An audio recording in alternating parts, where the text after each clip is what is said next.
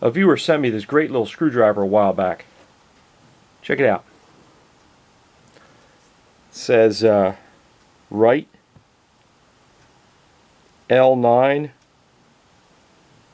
C7, and I think that's a plus sign.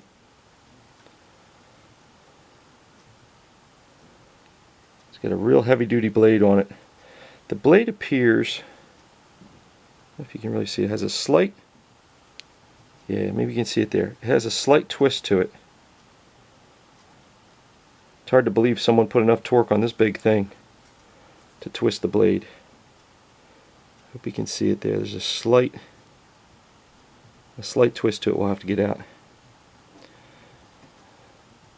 This looks like a great little project. The wood handle looks like it's just covered with grease and grime. I've been wanting to try oven cleaner on something like this, so I'm going to give that a shot. I did this outside on account of the fumes. Here's the handle after the oven cleaner treatment.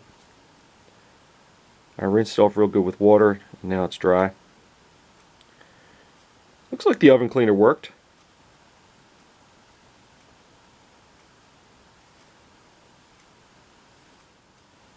I'm going to do my best to show the bend in this blade. If you look at it down this way, it looks pretty straight, right? But if I flip it over, see how it has a bend going that way? Now, if we look at it dead on, can you see how it's twisted? It's the end of the blade's twisted like that.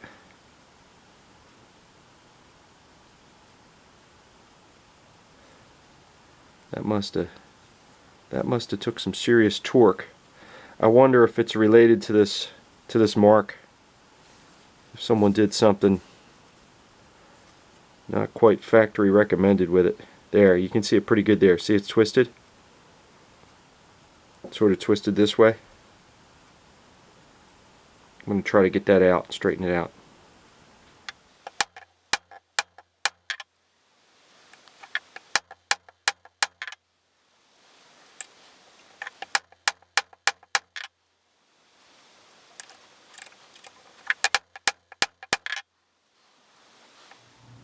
Well, if nothing else, I worked out some frustrations banging on it. I mean, it seems like it's straighter. I'm not going to say it's perfect.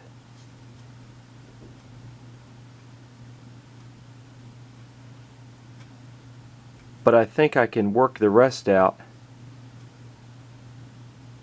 with the sander. So I colored the whole flat with a Sharpie.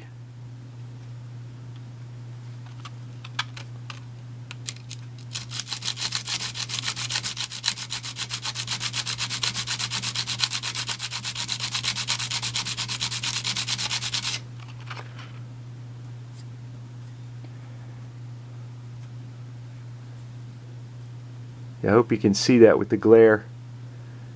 The here got sanded and here's still Sharpie. See that? All that's now bare metal and that's still Sharpie. In that corner, see the corner still Sharpie? So that shows there's still a little bit of a twist in it. Let me do the other side. Alright, this is the other side.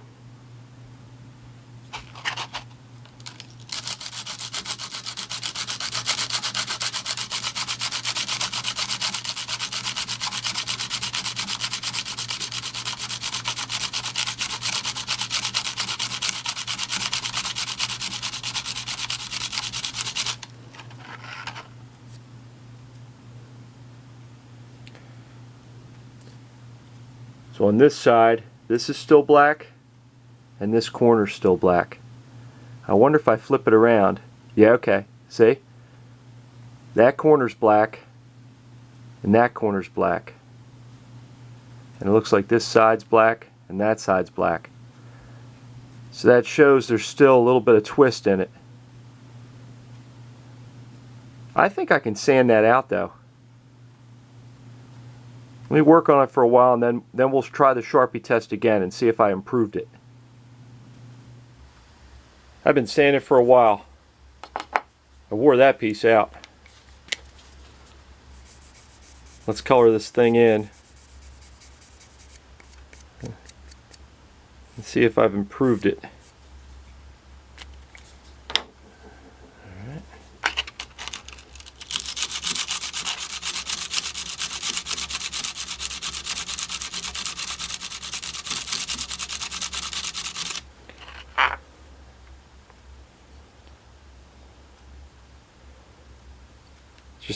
Just that corner there on the tip. Everything else looks pretty even. Let's try the other side.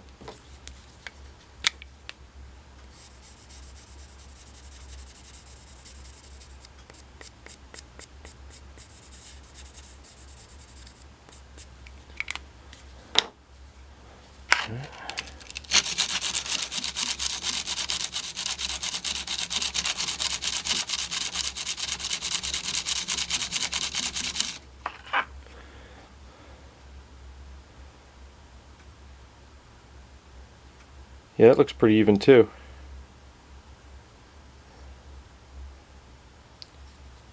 I think that's about as good as I'm going to get it. I think I'm just going to go through the grits and kind of blend this in. Let's have a piece of dowel stick and some 150.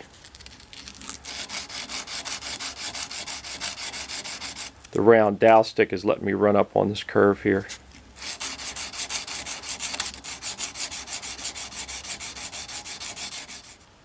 I'm going to hit these spots in here with a file first before I start sanding. I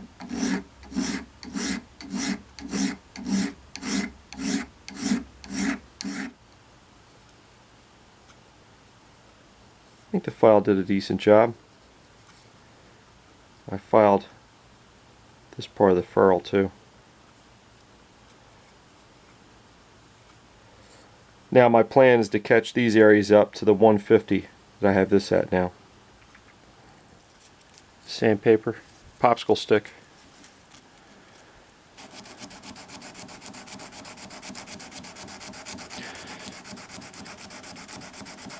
I'm going to sand with this 150 until I don't see any marks from the filing.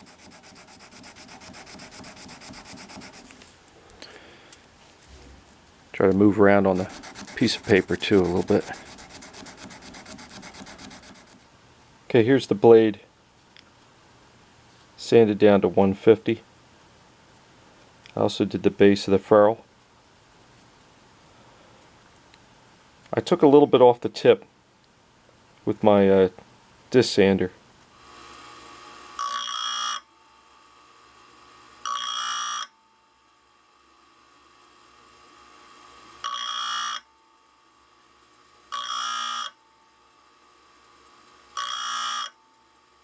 Just to make it a little thicker.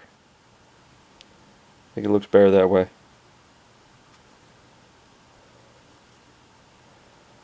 Alright, now it's just a matter of going through the grits. I went through every grit in the box. I think I got it looking pretty good.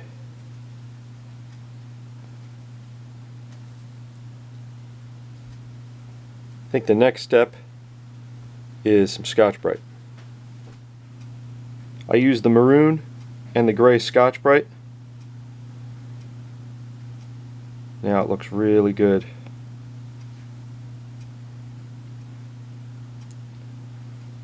I think that's ready for Chuck's favorite polish.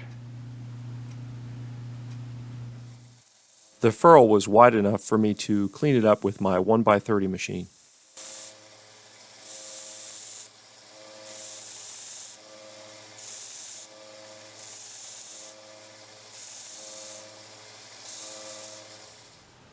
Here's the ferrule after the 120 grit belt. It's actually kind of handy that it's loose, so I can work on the edge without getting near the wood. I did put a piece of soda can down here for when I do some more up front here. I think I'm going to move on to the conditioning belts now. The conditioning belts are handy for spots like this because you can use the edge of the belt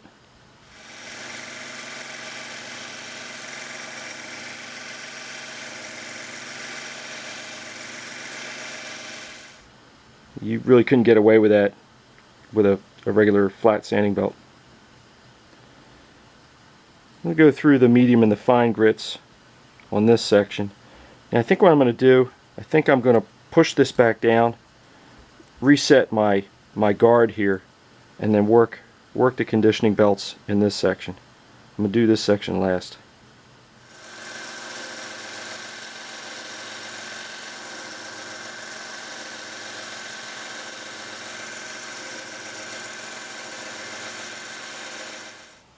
I think the ferrule came out pretty good. Before I used the fine conditioning belt, I took my Dremel and a wire wheel and got inside all these letters.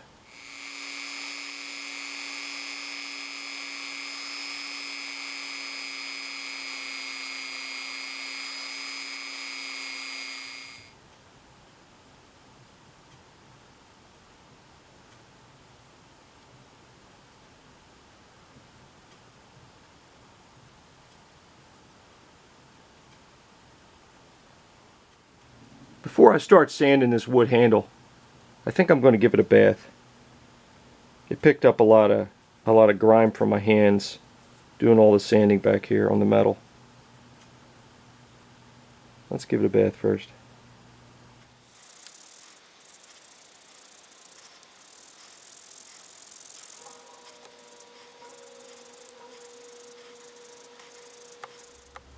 Here's the wood handle after its bath.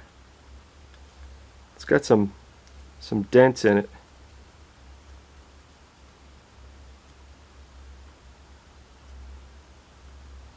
I think I want to try something before I just start sanding. Alright, this is a piece of cotton t-shirt that I wet with water. We'll see what happens here. I'll put that over the dent. This is a wood burning tool with this flat bit. I'm going to try to make it work like an iron, like a clothes iron. See what happens.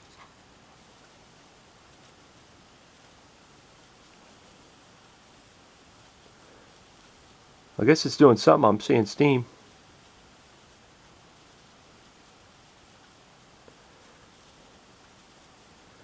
I think the idea is the steam is supposed to relax the wood fibers and make the dent come out. I got the wood pretty wet right where the dent is. And I re-wet the t-shirt. Let's see what happens.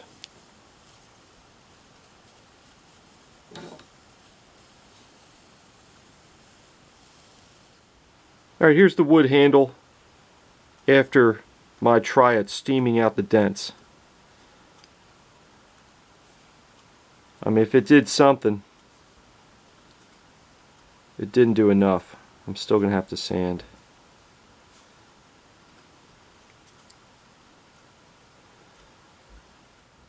My plan is to use this size sanding drum in my drill press. It looks like it'll work in that curve.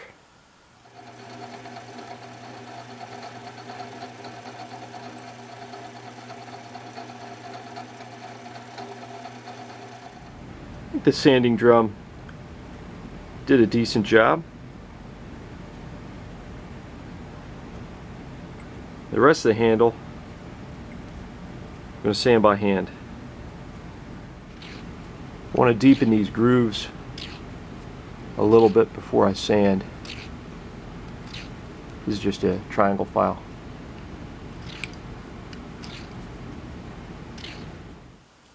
I sanded the handle down to 220. I really had my heart set on staining this rather than coating it with like an opaque type color.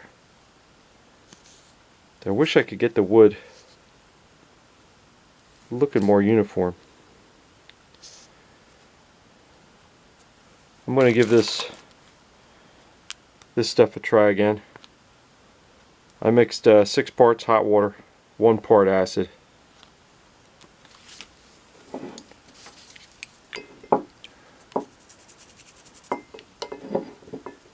I'm going to put a coat on, let it dry, then put on a second coat.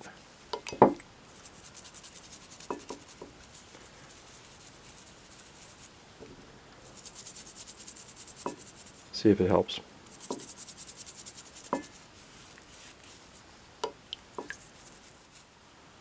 And here's the handle after 2 coats of that oxalic acid. You can see how it dries and leaves like crystals on the wood.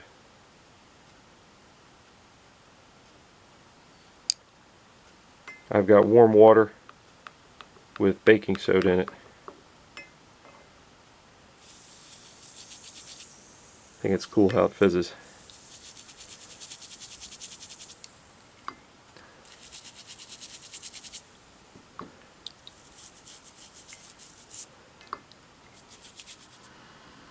I think the handle looks a little better.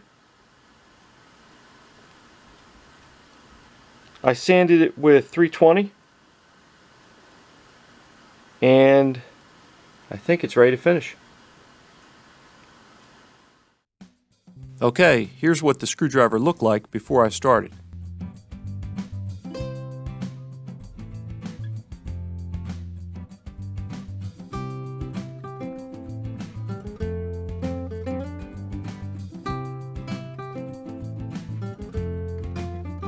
And here it is now. I finished the handle with dark walnut and clear satin.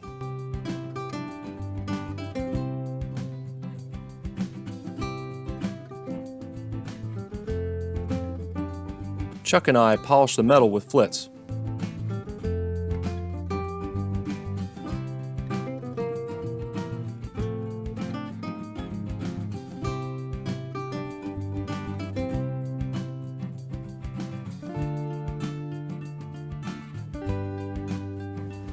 The way the ferrule was held in place from the factory was this stake mark right here.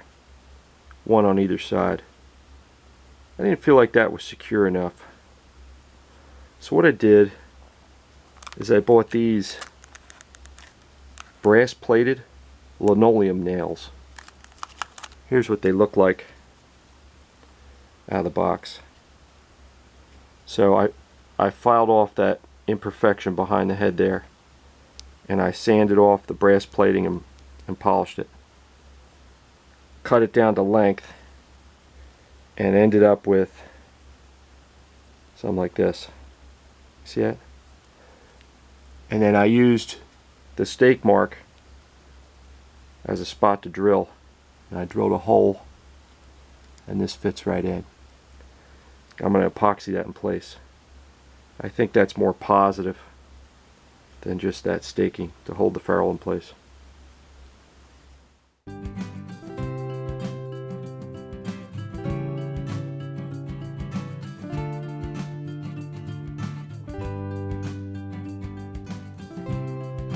Regular viewers know I like to research the tools I clean up. This screwdriver had very clear markings. Wright L9 C7 Plus.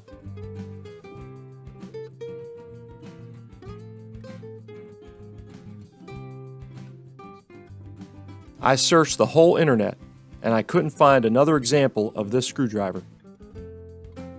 According to Alloy Artifacts, Wright Tool & Forge sometimes use markings with a plus sign. Wright Tool & Forge specialized in sockets and drive tools. I could not find any evidence that they ever made a wood-handled screwdriver. Please let me know in the comments if you have any information on this screwdriver.